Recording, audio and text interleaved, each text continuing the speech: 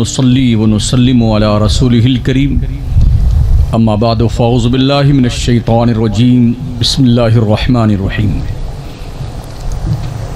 या अय्युहल्लज़ीना आमनू इन्नमल खम्रु वल मैसिर वल अंसाबु वल अज़लाम रिज्सुम मिन अमलिश शैतानि फज्तनिबूहु लअल्लकुम तुफ्लिहून।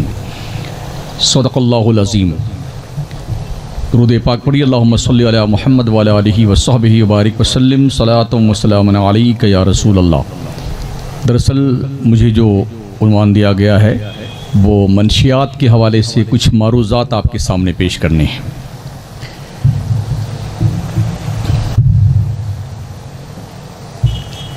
आज की तारीख़ में दुनिया के सामने बहुत सारे चैलेंजेस हैं, बड़े मसाइल हैं और पूरी दुनिया बहुत सारे मामलात में उलझी हुई भी है और परेशान भी है। कहीं पर गरीबी मुफलिसी का मसला है, कहीं पर बेरोज़गारी के साथ साथ भुखमरी और इसके साथ साथ एटम बम का, मिसाइल का, इस दौड़ में दुनिया एक दूसरे को नीचा दिखाने की कोशिश कर रही है। लेकिन मजमूई तौर पर पूरी दुनिया में जो सबसे बड़ा चैलेंज आज की तारीख़ में है वो मंशियात का चैलेंज है। मंशियात इनके कई नाम हैं, हशीश, अफयून, गर्द, चरस, भांगा, गांजा और मेथेडीन, मार्फिया, इस तरह से बहुत सारे नाम हैं इन सारी चीज़ों के। अमेरिका जैसे मुल्क में 12 से 15 साल की उम्र के बच्चे और बच्चियां जो होते हैं वो नशा के आदी बन जाते हैं। बल्कि देखा ही जाए, सर्वे बताता है कि अगर USA के नशाखोरों को एक साइड में रखा जाए और पूरी दुनिया के नशाखोरों को एक साइड में किया जाए तो पूरी दुनिया में मिलाकर जितने नशा करने वाले लोग हैं उतनी तादाद से ज़्यादा तन्हा USA में नशाखोरी का कारोबार चालू है। इसके अलावा यूरोप के दूसरे ममालिक में भी हालात ये हैं कि 12, 13 साल, 14 साल, 15 साल की उम्र के बच्चे जो होते हैं वो नशा के आदी होते हैं। और नशा भी ऐसा कि आदमी मादर पिदर आज़ाद होकर के, यूरोप ने हर एतबार से हर आज़ादी अपने मुल्क के लोगों को दे रखी है। कोशिश ये रही उनकी कि इस तरह से इनको अगर पानी की तरह से, हवा की तरह से आज़ादी मिल जाए तो ये माशरे में कुछ कटकर गुजरेंगे और अच्छा माहौल पैदा करेंगे। हालांकि पूरा यूरोप जो है आज की तारीख में अंदर से हिल चुका है, उसे सुकून पाने के लिए कोई भी राह दिखाई नहीं पड़ती है। अगर गौर किया जाए तो इस सिलसिले में इस्लाम हमारी सबसे ज़्यादा रहनुमाई करता है कि आदमी या जब अंदर से पूरा हिल जाता है तो उसे सुकून देने के लिए किस चीज़ की ज़रूरत होती है, ये इलाज तन्हा इस्लाम के पास में है, बाकी और किसी पास में नहीं है। आप जानते हैं हमारे नबी सल्लल्लाहु तआला अलैहि वसल्लम जिस दौर में तशरीफ़ लाए थे, मक्के की सरजमीन पर आप जलवा फरमा हुए थे, तो उस माहौल में शराब इस तरह पी जाती थी जैसे आज हम और आप पानी पीते हैं। यहाँ तक लोग शराब के आदी थे, घर घर में शराब की भट्टियाँ थीं। मक्के और मदीने में लोग शराब कशीद करते थे और बाज़ाब्ता उनकी महाफिल सजती थीं और लोग शराब खूब पीते थे और पिलाते थे अपने दोस्तों को और अपने यारों को। कभी कभी ऐसा भी होता था कि जब वो कसम उठाते थे किसी चीज़ की कि मैं जब तक अपने दुश्मन से बदला नहीं ले लूँगा तब तक मैं शराब नहीं पीऊँगा, ये कंडीशन थी। शराब की आदत जो उनकी इस तरह से घुट्टी में पिलाई जा चुकी थी। इस बुरे माहौल से निकलने के लिए इस्लाम ने जो बेहतरीन फार्मूला अता फरमाया है उससे ज़रा आप गौर से देखें और सुने इसके बारे में कि किसी चीज़ की आदत जब किसी कौम को या किसी को पड़ जाती है तो एक बैक उसको उस आदत से रोकना यूं होता है कि आपने मधुमक्खी के छत्ते में हाथ डाल दिया। लेकिन इस्लाम चूंकि एक दीन फितरत है और उसने अपने मानने वालों को भी और दुनिया के हर इंसान को साइंटिफिक एतबार से फितरत सलीमा के एतबार से मुतमईन करना चाहा है। शराब के इस तरह से बुरे माहौल में इस्लाम ने सबसे पहला पैगाम जो दिया हमें और आपको, अल्लाह के नबी अलैहिस्सलाम ने कुरान की आयत बयान फरमाई, यसअलूनका अनिल खम्र वल मैसिर कुल फीहिमा इस्मुन कबीरुन व मनाफिउ लिन्नासी व इस्मुहुमा अकबर मिन नफ़इहिमा कमा क़ाल अज़्ज़ा वजल। ए महबूब लोग, शराब के और जुए के बारे में तुमसे पूछते, तुम फरमा दो कि ये तो बिल्कुल बहुत बुरी और गंदी बातें हैं। शराब और जुआ निरी जहालत हैं, गंदी बातें हैं और इससे बचना ये ज़रूरी है। और इसमें कुछ मुनाफा भी लोगों के लिए है, लेकिन मुनाफे से ज़्यादा नुकसान और ख़सारा है, गुनाह ज़्यादा है। ये एक ऐसा पैगाम था अल्लाह का जो उस माहौल में परवरदिगार ने सबसे पहले ऐलान फरमाया अपने नबी के ज़रिए से। इस आयत के नुज़ूल के बाद शहर मदीना के लोगों ने ये महसूस कर लिया कि अब शराब की हुर्मत नाजिल होने ही वाली है। चुनांचे काफ़ी लोगों ने शराब पीने से तौबा कर ली, लेकिन फिर भी कुछ लोग शराब पीते रहे। एक दिन हज़रत अब्दुर्रहमान इब्न औफ ने अपने दोस्तों की दावत करी अपने घर पे, लोग खाना खाने के लिए आए उनके यहाँ। खाना खाने के बाद शराब परोसी गई, शराब पी लोगों ने। नमाज का वक्त आ गया तो इमाम साहब जब मुसल्ले पे खड़े हुए तो चूंकि शराब का नशा गालिब था, जब उन्होंने तिलावत शुरू की तो सूरह काफिरून पढ़ना शुरू किया उन्होंने। कुल या अय्युहल काफिरून, जो ला आबुदु मा ताबुदून है, तो उन्होंने क्या पढ़ा, आबुदु मा ताबुदून वला व अना आबिदु मा अबदतुम। इस तरह से उन्होंने अल्फाज फेर बदल करके, यानी कुफ्रिया अंदाज हो गया इस तरह कहने का। तो जब ये बात पहुंची हमारे आका अलैहिस्सलाम तक तो अल्लाह ने दूसरी आयत करीमा उतारी, या अय्युहल्लज़ीना आमनू ला तक़रबुस्सलात व अंतुम सुकारा। ए ईमान वालो, नमाज के करीब उस वक्त तक मत जाओ जब तक तुम शराब के नशे में हो। तो लोगों ने महसूस कर लिया कि यार जब शराब का नशा हो तो हमें नमाज के करीब नहीं जाना चाहिए। तो चूंकि दिन में तो जल्दी जल्दी नमाज का वक्त आता है ना, तो लोगों ने दिन में नमाज पढ़ना, शराब पीना बंद कर दिया। मगर इशा पढ़ने के बाद शराब पी लेते थे और फजर का वक्त आते आते जो है वो शराब का नशा उतर जाता था, फिर फजर पढ़ लेते थे। फिर तीसरी मर्तबा अल्लाह का हुक्म आया, या अय्युहल्लज़ीना आमनू इन्नमल खम्र वल मैसिर वल अंसाब वल अज़लाम रिज्सुम मिन अमलि शैतान फज्तनिबूहु लअल्लकुम तुफ्लिहून। ए ईमान वालो, शराब, जुआ, बुत, पासा, ये निरी गंदी चीजें हैं, इनसे बचते रहो इस उम्मीद पर कि अल्लाह तुम्हें कामयाब फरमा दे। जब ये हुक्म नाफिज हुआ ना अल्लाह का, तो फिर जानते हो क्या हुआ? मदीने शरीफ में जो लोग जिस हाल में शराब पी रहे थे, अगर प्याले में शराब था तो उस वक्त प्याला फिर तोड़ दिया उन्होंने। मटके में शराब भरी हुई थी, मटका तोड़ दिया। अम्मा आयशा सिद्दीक़ा रज़ियल्लाहु ताला अन्हा फरमाती हैं कि हमने देखा मदीने के नालियों से महीनों तक शराब की बदबू आती रही।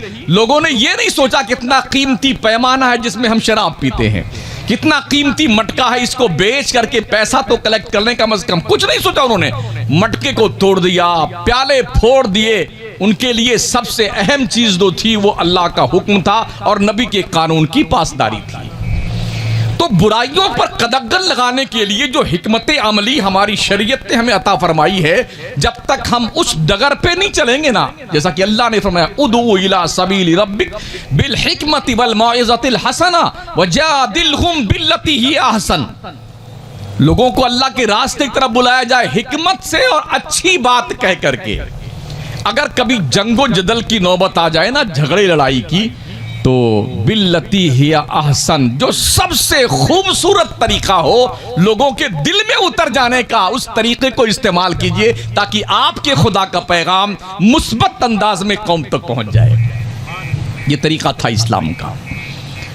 अफसोस ये रहा है कि हम रात भर के जागने वाले खतीब हैं और हमारी कौम भी रात भर जागने वाले मर्द मुजाहिद और गाजी का दर्जा रखती है ना। दिन के प्रोग्रामात में हमारी कौम को फुर्सत भी नहीं, वैसे भी रात में आते हैं, तशरीफ लाते हैं, तो सिर्फ हम सुनाते हैं, सुनते किसी की तो है नहीं। हमारे खुतबा उलमा सिर्फ सुनाते हैं, किसी की सुनते नहीं। मन की बात करते हैं, मन की बात सुनते नहीं। नतीजा ये रहा है कि हमारी कौम अब तक नाबलद है, दीन के मसाइल से, शरीयत के बारे में जानकारी नहीं रखती है। हमें इस ट्रैक को थोड़ा चेंज करने की ज़रूरत है ताकि हमारी कौम कुछ जागरूक हो, बेदार हो। जैसा कि हमारे अवाम अहले सुन्नत नागौर शरीफ के लोगों ने मुश्तरका तौर पर ये इजलास इनेकाद मुनक़िद फरमाया है और जिसमें तालीमी हवाले से कुछ ज़ोर डालने की कोशिश की गई है। हमारे मुअज़्ज़ज़ मेहमानान गिरामी भी तशरीफ़ लाए हैं और शाम तक लाते रहेंगे, फिर रात में आप खिताब भी समाअत फरमाएंगे उलमा के। लेकिन चूँकि हमारी जो रविश है ना, हमेशा से उस रविश से हट करके एक नयापन का जलसा ये दिख रहा है, तो लोग दूर से देखते हैं कि मौलाना लोग क्या कर रहे हैं यहाँ पर, मुबारक हशमती साहब ने क्या किया यहाँ पे, ये टेंट क्यों लगा हुआ, बड़े गौर से लोग देखते हैं। जलसे ऐसे करने हमें शुरू करने चाहिए अब, ताकि रात की नींदें खराब ना हो, वक्त पे हम सो जाएं नमाज इशा पढ़ करके और सुबह फजर में जल्दी उठ जाया करें। ठीक है ना, ऐसे जलसे होने चाहिए। मैं मुबारकबाद पेश करूंगा कमेटी के जिम्मेदारों को और अहबाब को, रफ़क़ाए गिरामी वक़ार को। तो दरअसल मंशियात के हवाले से अल्लाह करीम ने इस तरह से हिकमत अमली अपनाने के लिए हमें और आपको ताकीद फरमाई और उसने खुद एक बैक कौम को शराब से नहीं रोका, बल्कि 3 मरतबा में अल्लाह ताला ने तरह तरह से अल्फाज बदल करके, अंदाज बदल करके कौम को उस बुराई के ताल्लुक से आगाह किया। और फिर ये एक दिन वो आया कि मदीने शरीफ के अंदर कोई शख्स को ये जुर्रत न थी किसी दूसरे मुल्क से शराब अपने मुल्क में ला सके। हालांकि उस जमाने में तो बॉर्डर पर इतना एहतमाम नहीं होता था ना। आज तो बाज़ाब्ता चूंटी गुजरती है ना बॉर्डर पे, तो बाज़ाब्ता तौर पर मशीनरी बता देती है यहाँ चूंटी गुजरने वाली, वो सांप चूहा जा रहा है, वो बिल्ली जा रही है, वो फला हो रहा है, वो डखा हो रहा है। आज जितने इंतजामात हैं उस जमाने में नहीं थे, मगर चूंकि मुखलिस क़यादत थी और लोग जो सुनते थे उस पर अमल करते थे, जो बोलने वाले थे वो अमल करते थे। नतीजा ये हुआ कि बॉर्डर पर इतनी चौकसी नहीं होती थी, फिर भी लोग बाहर से मंशियात की चीज अपने मुल्क में नहीं ला सकते थे। आज इतनी पाबंदी होने के बाद भी अमेरिका जैसे मुल्क में, यूरोप में, इन सारे ममालिक में इतनी तादाद में मंशियात का इस्तेमाल और आदान प्रदान हो रहा है जिसका हम तसव्वुर नहीं कर सकते। आकाल इस्लाम इरशाद फरमाते हैं, शराब बनाने वाले, शराब पीने वाले, शराब पिलाने वाले, शराब लाने वाले, शराब ले जाने वाले, शराब बेचने वाले, शराब की कशीद करने वाले, जिसके लिए बनाई गई, इन सब पर अल्लाह की लानत है। आप देखें मुस्लिम कौम की जनरेशन की अक्सरियत है नशा के अंदर। आज की तारीख में बॉम्बे महानगर रहे, हमने वहां पर देखा है गली कूचे में कुव्वते लायामूत ढूंढते हुए लोग मिल जाएंगे, उनमें अक्सरियत मुसलमानों की है। कचरा पर से कुछ खाने का सामान उठाते हैं लोग जो मंशियात इस्तेमाल करते हैं, उनकी कंडीशन ये है। आका फरमाते हैं कि हमारी उम्मत में बाज लोग कसरत से शराब पिएंगे, अय्याशी करेंगे, गाने वाली लड़कियों को रखेंगे, यहां तक कि वो रात में सोएंगे, सुबह उठेंगे तो अल्लाह उनकी शक्लें सुअर और बंदरों की शक्ल में मस्क कर देगा। खस्फे जमीन होगा उन पर। लोग जागेंगे तो कहीं यार फला मोहल्ला धंस गया, जमीन में चला गया, फला मोहल्ला जमीन में धंस गया। उन पे पत्थरों की बारिश की जाएगी शराब पीने वालों पर, नशा इस्तेमाल करने वालों पर। हमारा आज देश हिंदुस्तान भी नशा के ताल्लुक से इतना डूब चुका है, इतना डूब चुका है कि पूरी हुकूमत परेशान है नशा के मामले में। कैसे इस नशा से देश को मुक्त किया जाए ये सूझ नहीं आती गवर्नमेंट को भी, और सूझ आए भी कैसे। हमारे राजस्थान में तो बाज़ाब्ता तौर पर हर 2-3 किलोमीटर के बाद में आपको शराब की ठेकी मिल जाएगी, दुकानें मिल जाएंगी। पिछली हुकूमत में तो बाज़ाब्ता तौर पर सार्वजनिक जगहों पे भी, कॉलेज के पास में भी, मंदिरों के पास, मस्जिदों के पास, बड़े बड़े इंस्टीट्यूट के पास भी शराब की दुकानों के लाइसेंस जारी किए गए थे। कुछ हंगामे के बाद कुछ दुकानें हटाई गई, कुछ चल रही हैं। अरबों खरबों रुपए की आमदनी इसी शराब के व्यापार से होती है, तो हुकूमत शराब को बंद नहीं करती है। दूसरी तरफ से उन पे प्रतिबंध तो लगाती, जैसे पॉलीथीन के ऊपर इतनी परेशान है हमारी हुकूमतें इतनी परेशान है कि पॉलीथीन को बंद किया जाए, बंद किया जाए, बंद किया जाए। ठेले पे केला बेचने वाले को पकड़ लेंगे, पॉलीथीन जब्त कर लेंगे, उस पर जुर्माना लगाएंगे। फैक्ट्री क्यों नहीं बंद करते हो जहां से पॉलीथीन बनती है? हमने ये भी देखा अपने शहर मकराना में, ठेला पर केला बेचने वाले, सामान बेचने वाले की पॉलीथीन नगरपालिका जब्त करती है और फिर जाकर के उसको बेच देती उसी के हाथ में, कमा लेती पैसा। तो इसका मतलब यह हुआ कि जब तक लोग मुखलिस नहीं होंगे मंशियात और वो चीजें जो हानिकारक हैं उनसे मुक्ति पाने के लिए, तब तक कौम में, मुल्क में या स्टेट में इस्लाह नहीं हो सकती है। हमारे आका इस्लाम के इरशाद आली वक़ार के मुताबिक फरमाया गया कि हजरत अब्दुल्ला इब्ने मसूद फरमाते हैं कि पहले मुझे सूली पे लटका दो और फिर किसी शराबी की कब्र को खोदो, दफन करने के बाद उसका मुंह किबला की समत में फिरा हुआ पाओगे। अगर ऐसा ना हो तो मुझे सूली दे देना। शराब एक ऐसी बीमारी है जिसको लग जाती है ना, ये शराबी आदमी अपने माँ बाप का घर बेच लेता है, शराबी आदमी दुकान जायदाद बेच लेता है, शराबी आदमी बीवी बच्चे बेच देता है, शराबी आदमी इज्जत आबरू नीलाम कर देता है। सिर्फ शराब को पाने के लिए आदमी किस हद तक गुजर जाता है, इसका अंदाजा आप लगा सकते हैं। मैंने एक लेख पढ़ा था, एक शराबी बाप ने अपने शराब की लत को पूरी करने के लिए, आदत को पूरी करने के लिए, पीने के लिए अपनी जवान बेटी को एक आदमी के हवाले कर दिया, सिर्फ 400 रुपए में कि तुम हमें 400 रुपए दे दो ताकि मैं शराब पी लूं, भले ही तुम हमारी इज्जत से खिलवाड़ कर लो। इसलिए कि शराब के अंदर जो डूब जाता है ना आदमी, उसे अच्छा और बुरा क्या है कुछ समझ में नहीं आता है। कलकत्ता की सरजमीन पर नवाब आसफुद्दौला नाम का एक शख्स गुजरा है। एक दिन अपने हाथी पर सवार होकर के वो आबादी से गुजर रहा था, तो एक शराबी आदमी शराब में मस्त पड़ा हुआ रोड पर करवटें ले रहा था। उसने देखा ये आसफुद्दौला आ रहा है और किसी जानवर पर बैठा हुआ है, तो उसको आसफुद्दौला को क्या कहा उसने, खड़ा हुआ जोश में शराब के डींग डांग करता, अबे दौला ये पाड़ा कितने में बेचेगा? यानी हाथी को पाड़ा बोल रहा है, शराब के नशे में हाथी उसको भैंस दिख रही, भैंस, ये पाड़ा कितने में बेचेगा? आसफुद्दौला ने उसे गिरफ्तार करके जेल में बंद कर दिया। दूसरे दिन बुलाया, जब उसका नशा उतर गया तो आसफुद्दौला ने पूछा वो पाड़ा खरीदोगे आप? कहा नहीं, वो खरीदार तो कल ही चले गए खरीदार कल ही चले गए। इस हाजिर जवाबी पर आसफुद्दौला ने काफी इनाम भी दिया उसे और कहा वादा करो तुम आज के बाद शराब नहीं पियोगे। शराब एक ऐसी बुरी लत है जिसे लग जाती है ना, वो कुछ नहीं छोड़ता है, कुछ नहीं बचता है साथियों।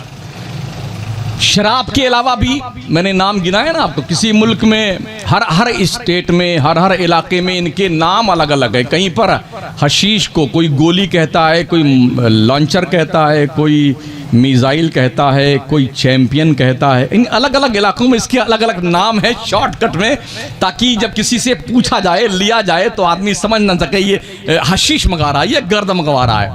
हैरत इस बात पर है जितनी भी हमारी दरगाहें हिंदुस्तान में हैं, इल्ला माशाअल्लाह जितनी दरगाहें हैं, तकरीबन हर दरगाहों पर मंशियात की खुले बंदो धड़ल्ले के साथ स्मगलिंग होती है। दरगाह मुअल्ला अजमेर शरीफ में आप जाएं, जो शाहजहानी मस्जिद के दक्षिण साइड में जो क्यारी के नाम से मशहूर है कोई इलाका जहां कुछ कब्रिस्तान है, वहां सब चरसी बैठे रहते, चरस पीने वाले, भांग पीने वाले, अफयून पीने वाले। तो आस्थानों पे, बुजुर्गों के आस्थानों पे चरसियों की क्वांटिटी मौजूद है। अभी पिछले साल में इंदौर में तकरीर करने गया, एक बुजुर्ग का मजार है, वहां पर बड़ी लंबी चौड़ी आराजी, जैसे सरकार सूफी साहब की बिलाली रहमा की, ऐसे बड़ी लंबी चौड़ी आराजी वहां पर भी है। उनकी जनाजे की नमाज औरंगजेब आलमगीर रहमतुल्लाह अलैह ने पढ़ाई थी। तो 5 दिन का वहां पर उर्स का प्रोग्राम होता है। लोगों ने कोशिश किया 2 साल से एक रात में वो जलसा कर लेते हैं, 3 रात कव्वाली 4 रात होती है। तो जिस रात पहली रात में जलसा था उसमें हम तकरीर करने गए हुए थे, तो बाज़ाब्ता गांजे और चर्स की दुकान लगी हुई थी।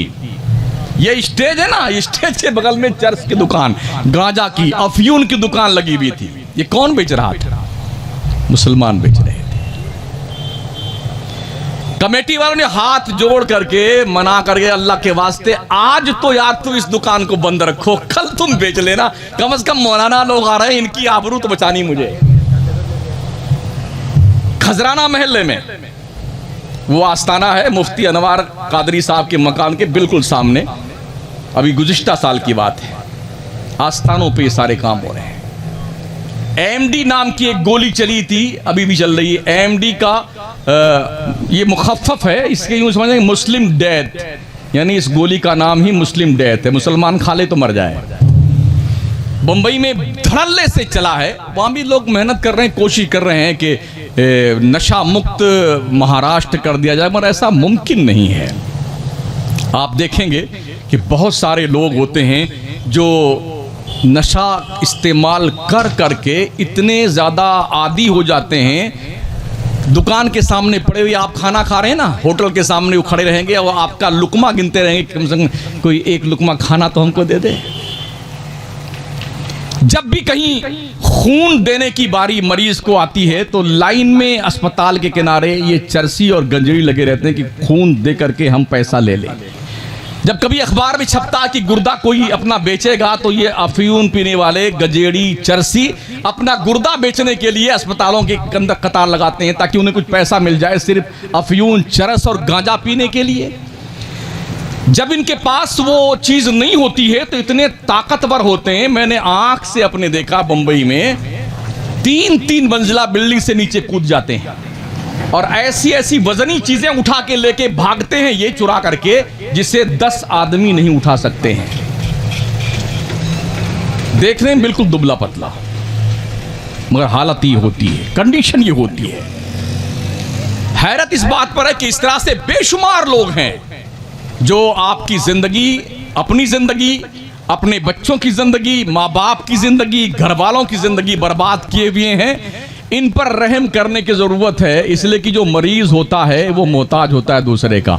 जो लोग अभी इसमें लिप्त नहीं हैं उन्हें चाहिए कि ऐसे लोगों से देश को, इलाके को, गांव को, शहर को मुक्त किया जाए ताकि आने वाली नस्ल इस नशा के अंदर डूबने ना पाए। आप जिस हुकूमत को देखेंगे ना, हर हुकूमत का तख्त शराब में डूबा हुआ है। सिकंदर बादशाह का नाम सुना आपने? इतना ज्यादा शराब पीता था जिसने पूरी दुनिया फतेह की है। शराब की बुनियाद पर 35 साल की उम्र में मर गया था वो सिकंदर आजम। जहांगीर जैसा बादशाह, उसके 2 भाई शहजादा मुराद खान, शहजादा दानियाल, ये दोनों शराब के नशे में कम उम्री में मर गए।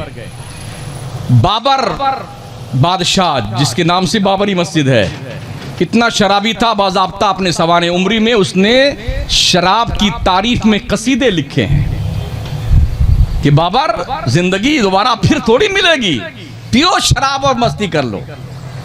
जानते हो, एक जंग में जब हिंदुस्तान में वो जंग कर रहे थे तो फतेह की उम्मीदें सब खत्म हो गई। उम्मीद, यकीन हो गया कि अब शिकस्त फाश हो जाएगी इनको। तो तहे दिल से उस बंदे ने तौबा की, ए अल्लाह अगर आज मुझे फतेह अता फरमा दे तो मैं वादा करता हूं कि आइंदा शराब कभी नहीं पीऊंगा। ये तौबा की बरकत थी, सच्चे दिल से उसने तौबा करी तो अल्लाह ने उस जंग में फतेह उसे दी और पूरे मुल्क हिंदुस्तान, अखंड भारत पर 800 साल की हुकूमत मुसलमान का जो है बाज़ाब्ता बुनियाद डाली गई उसकी तौबा की बरकत, शराब से तौबा की बरकत। बाबर बादशाह के लड़के हुमायूं, वो अक्सर व बेशतर अफयून पीने के नशे में रहता था जनाब, समझ रहे हैं? शेर शाह सूरी ने उसे जिल्लत की मौत मारा क्योंकि हमेशा वो आधी नींद में रहता था। हमला किया और पस्त करके छोड़ दिया। मोहम्मद शाह रंगीले भी एक बादशाह गुजरा है, दिल्ली की तख्त पर बैठा है, बहुत बड़ा शराबी था। नादिर शाह ने हमला किया और शिकस्त फाश दी उसे, और उसके बाद कोहिनूर हीरा और तख्ते ताऊस जो दिल्ली के लाल किले में था, ये सब लेके गया यहां से।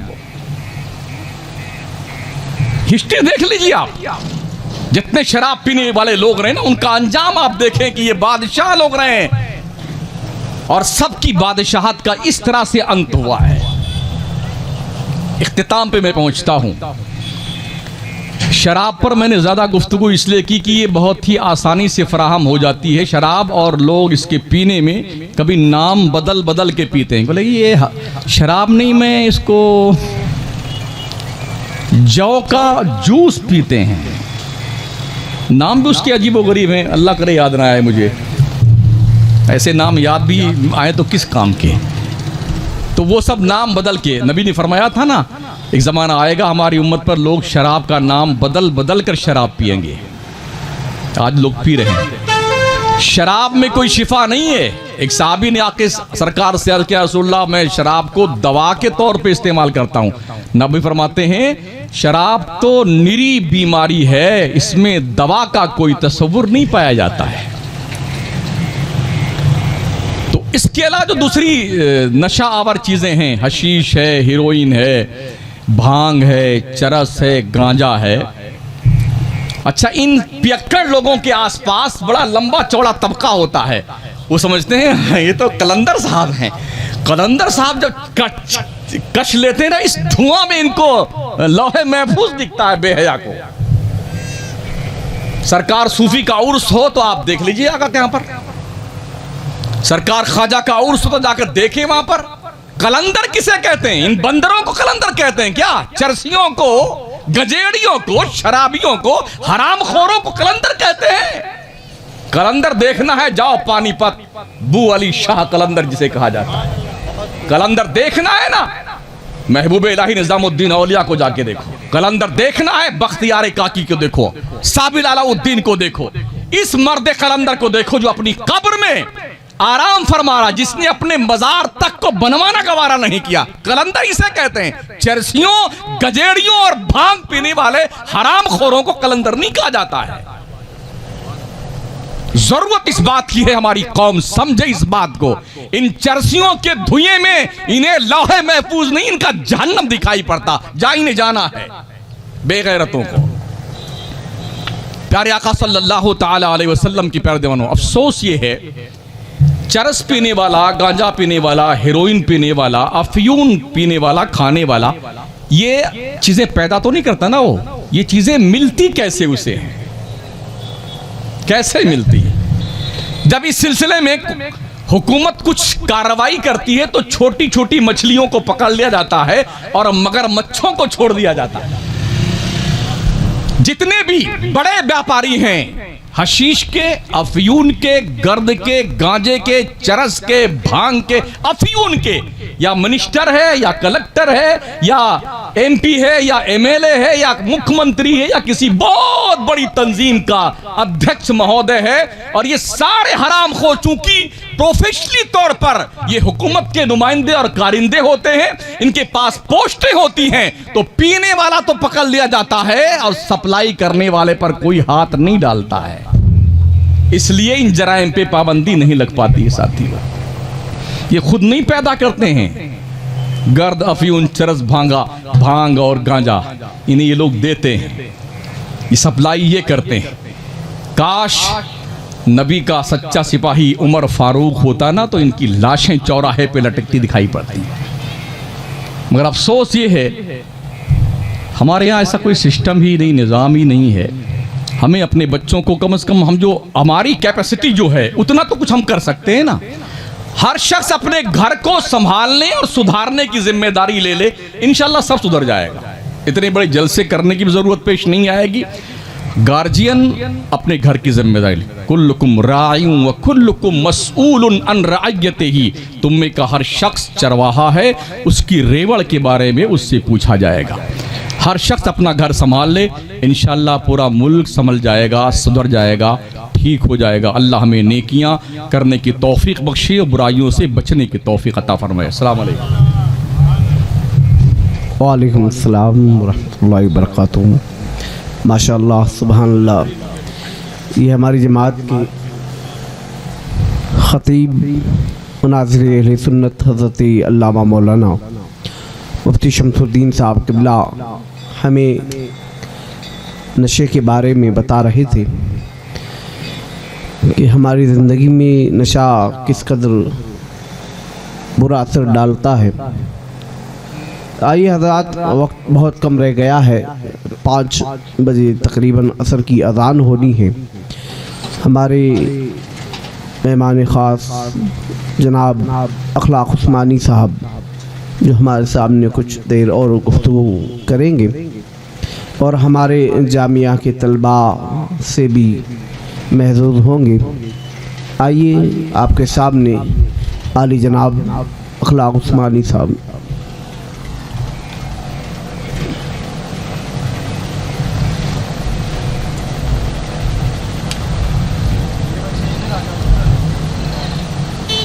आगे आ जाओ।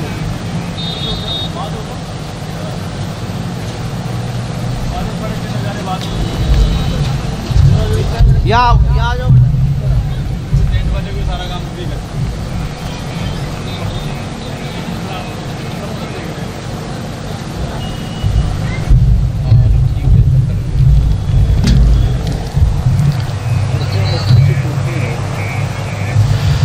अस्सलाम वालेकुम। सुबह के सेशन में जो लोग मेरे साथ जुटे थे, जो बच्चे,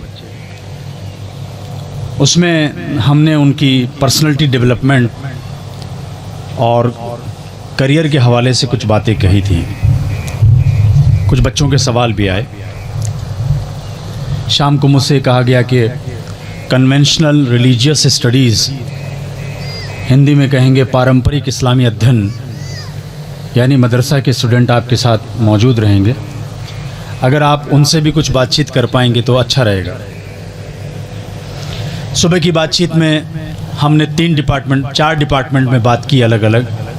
पहला ये कि बच्चों की ज़िंदगी और उनके करियर के, उनको अपना मुस्तकबिल बनाने में माँ बाप का क्या रोल है, 1 डिपार्टमेंट। फैकल्टी यानी टीचर का क्या रोल है, 2nd डिपार्टमेंट।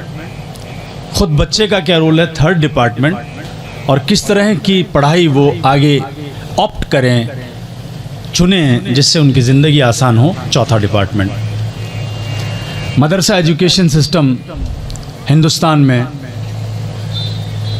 तकरीबन अनऑर्गेनाइज सेक्टर में आता है। इसको मैं थोड़ा आसान कर दूं कि मदरसा हमारे यहाँ बिजनेस मॉडल पे नहीं चलता है। उसके लिए आलिम चंदा करता है, बच्चे मुफ्त पढ़ते हैं। जिनको अपने बच्चे स्कूल में नहीं पढ़ाने होते हैं और उन अपने बच्चों के लिए फ्री एजुकेशन चाहिए, दरअसल अपने बच्चों को, अगर आप एक ईमानदार सर्वे करें तो आपके सामने ये बात शामिल होगी। मुफ्ती शमसुद्दीन साहब मेरी बात को, और अगर मैं गलत हूँ तो ठीक करें, मैं हमेशा ओपन रहता हूँ कि मेरी गलत बात को आप ठीक करें, कि ज़्यादातर बच्चे जिनको मदरसे में एडमिशन दिलाया जाता है उनके वालिदीन एक्चुअल में फ्री एजुकेशन चाह रहे थे, ये नहीं कि उनका बच्चा मौलवी बन जाए। अप्रोच अलग है। हमें लगता है वो दीनियात पढ़ने आए, एक्चुअल में या तो उनके पास में फीस के पैसे नहीं थे या देने की नीयत नहीं है। तो सवाल ये है कि अगर आपके पास में जौ का बीज आया है तो गेहूं आएगा ही नहीं, बीज से ही तो फ्रूट आएगा ना। मैं ये नहीं कह रहा हूं मदरसे में पढ़ने वाले सारे बच्चे खराब हैं, मैं ये भी नहीं कह रहा हूं कि फैकल्टी खराब है। मैं ये कह रहा हूं कि इस कम्युनिटी ने मदरसे का बिजनेस मॉडल बनाया ही नहीं, और जिस सिस्टम का बिजनेस मॉडल नहीं होता है, यानी हर एक ऐसा विचार, एक ऐसा थॉट जिसमें फायदे और नुकसान का हिसाब ठीक से नहीं लगाया जाता है, जो माली तौर पर प्लान कमजोर होता है, उसके फेल हो जाने के 99% चांस होते हैं। तो बच क्या गया? मदरसे को सरवाइव कैसे करोगे, चलाओगे कैसे? मदरसे को आप चंदे पे चलाओगे। अंग्रेजी में इसको कहते हैं क्राउड फंडिंग। हमारा कॉज अच्छा है, हम एक अच्छा अहद लेके चले, हमें मदद करें। लेकिन सवाल यह है कि जो पैसा डोनेट कर रहा है वो कितनी हद तक और कब तक पैसा दे और किस काम के लिए दे, और वहां से जो प्रोडक्ट तैयार हो रहा है उसको समाज में, सोसाइटी में उसका आउटपुट क्या है। इसका एग्जाम्पल मैं ऐसे देता हूं कि मैंने कोई प्याऊ बन रही है, उसमें ठंडे पानी की मशीन लगाई तो मशीन पानी ठंडा कर रही है ना, ये उसका आउटपुट है। मैंने किसी मस्जिद में पंखा लगाया तो पंखा घूम के हवा दे रहा है ना, ये उसका आउटपुट है। तो मदरसों के सामने जो सर्वाइवल का, जिंदा रहने का सवाल है, उसमें सबसे इंपॉर्टेंट बात यह है कि मदरसे का बिजनेस मॉडल नहीं है। आप बच्चों पर फीस नाफिज करके चेक कर लीजिए, आपको जो बच्चे आपके यहां पर पढ़ने के लिए आ रहे हैं, उन माँ बाप की सिंसियरिटी समझ में आ जाएगी। 75% बच्चे गायब हो जाएंगे।